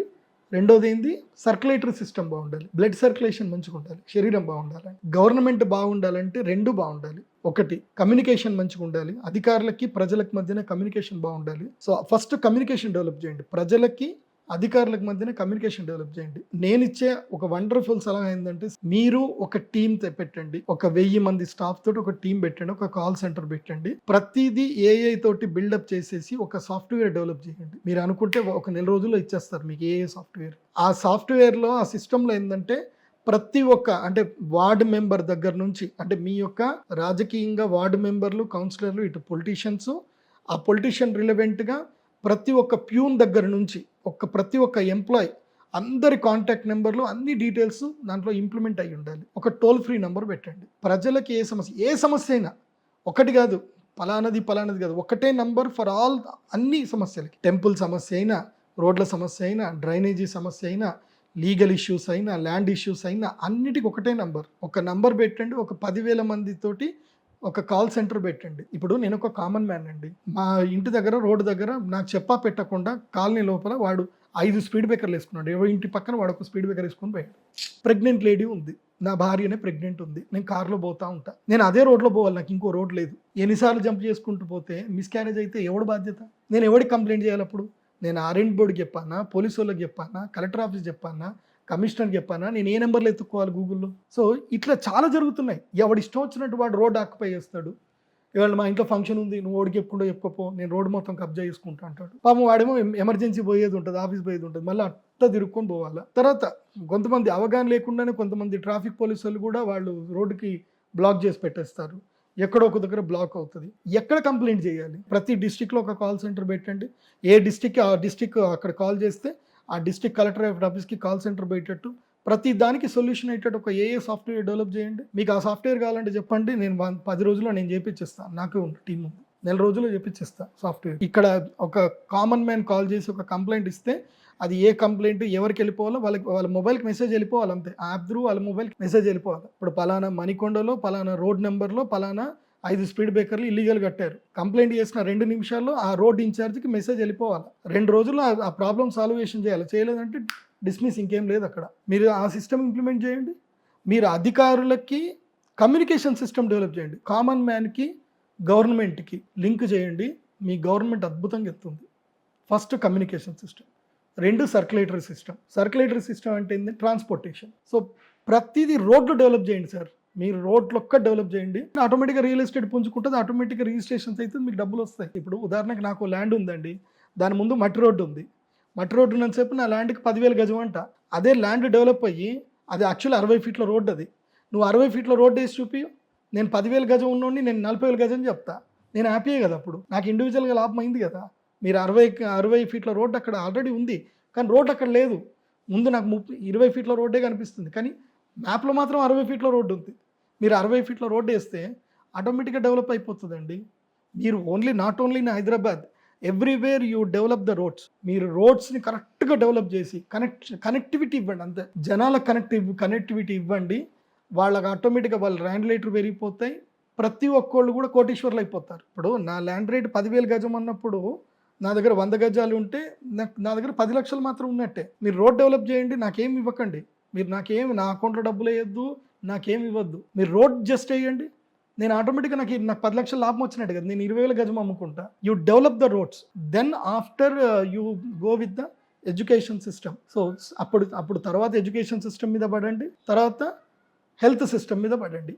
ఈ 4టిని మీరు కరెక్ట్ చేశారనుకోండి, నేను చెప్తున్నది ఫస్ట్ మీరు కమ్యూనికేషన్ సిస్టమ్ బాగా చేస్తే ఆటోమేటిక్గా గవర్నమెంట్ సూపర్గా రన్ అయిపోతుంది. అసలు ఇంకా కరప్షన్ దొరకదు. మీ కరప్షన్ చేయడానికి ఎక్కడ దొరుకుతుంది? 1 toll free number for everywhere. Call your CM, dial your CM. ఒకటే టోల్ ఫ్రీ నెంబర్ పెట్టండి, కానీ దాన్ని యాక్టివ్గా ఉంచండి. ప్రతి ఒక్క ఆఫీస్ దాన్ని కనెక్ట్ అయి ఉండాలి. ప్రతి ఒక్క గవర్నమెంట్ ఆఫీసర్ దగ్గర ఆ మొబైల్ యాప్ ఉండాలి. ఆ గవర్నమెంట్ ఆఫీసర్కి ఆ SMS వెళ్ళిపోవాలి. ఇటు కంప్లైంట్ రైజ్ చేయగానే ఆటోమేటిక్గా పలానా డిపార్ట్మెంట్, పలానా సెక్షన్, పలానా పర్సన్ ఇతను ఉంటాడు, అటు వెళ్ళిపోవాలి. ఆ పర్సన్ నెంబర్ కూడా ఇటు కంప్లైంట్ చేసిన నాకు కూడా రావాలి. సార్ మీరు ఇతనితో కమ్యూనికేట్ చేయండి, కంప్లైంట్ ఆల్రెడీ పంపించేసాము, సో పలానా పర్సన్ మీకు కమ్యూనికేట్ చేస్తారు. మీకు అతని ప్రాబ్లమ్ సాల్వ్ చేయకపోతే మళ్ళీ మీరు మాకు కాల్ చేయండి 48 అవర్స్లో, మేము అప్పుడు యాక్షన్ తీసుకుంటాం. అప్పుడు సెకండ్ టీం పెట్టండి, యాక్షన్ టీం. ఇప్పుడు చూడండి మీ గవర్నమెంట్ ఎట్లా రన్ అవుతుంది. శరీరం బాగుండాలంటే కమ్యూనికేషన్ సిస్టమ్ బాగుండాలి, న్యూరో సిస్టమ్ బాగుండాలి. గవర్నమెంట్ బాగుండాలంటే కమ్యూనికేషన్ సిస్టమ్ బాగుండాలి. కంప్లైంట్ అవుతుంది అంటేనే కరప్షన్ చేసేటోడికి భయం వస్తుంది, అంతే కదా. కంప్లైంట్ చేసేటోడికి కంప్లైంట్ సాల్వ్ అవుతుందన్న ధైర్యం ఉన్నప్పుడు తప్పు చేసేటోడికి భయం పుట్టుకొస్తుంది కదా. ఇప్పుడు హైడ్రా మీరు పెట్టారు, చాలా మంచి పని చేశారు. ఇప్పుడు ఇల్లీగల్ కన్స్ట్రక్షన్ చేయాలంటే దడ పుడుతుంది. యాడ బుల్డోజర్ పట్టుకొని వస్తాడు రంగనాథన్ అని చెప్పి భయం అవుతుంది. You have done great job. అది ఓన్లీ దాని మీద పడ్డావు, భూమి మీద పడ్డారు, అన్నిట్లో ఉంది కరప్షన్. అన్నిటి మీదకి రండి మీరు. Thank you so much.